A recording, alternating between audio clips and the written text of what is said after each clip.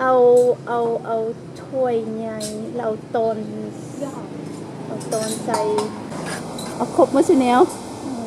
บ่มีเลือดบ่เอาครบเอา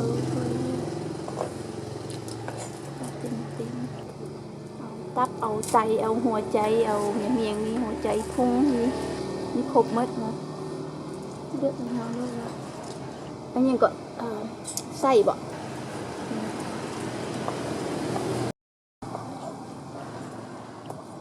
มีซีนสามชั้น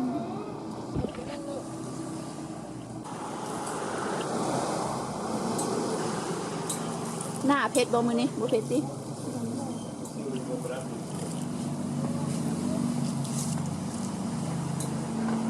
มักสีเผ็ดเลือกว่าอันนี้เนี่ย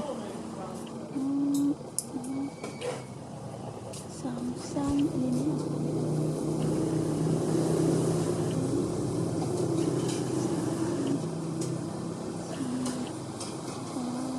ตับตัวนี้1 2 3 4 5เข้าใจไหมวันนี้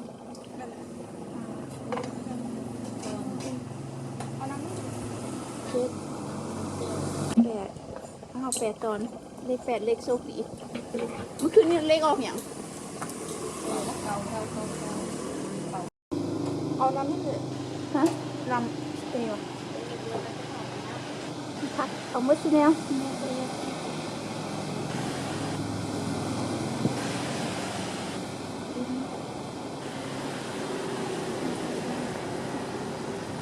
เอาสีเผ็ดๆหน่อยนึงเลยเผ็ดกับเผ็ดกัดใส่เลย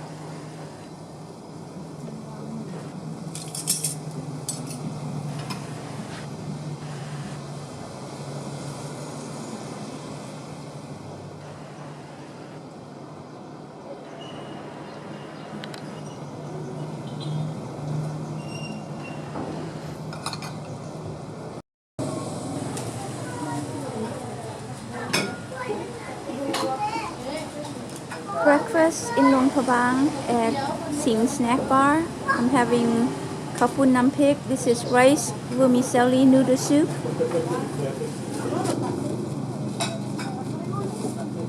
The location is just a few meters from the post office at the intersection and is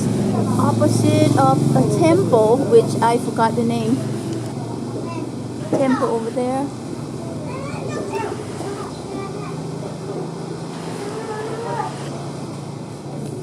This is it has coconut milk and peppers in it,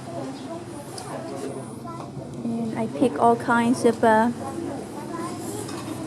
inner stuff. Go for it. I have no idea of some of the names.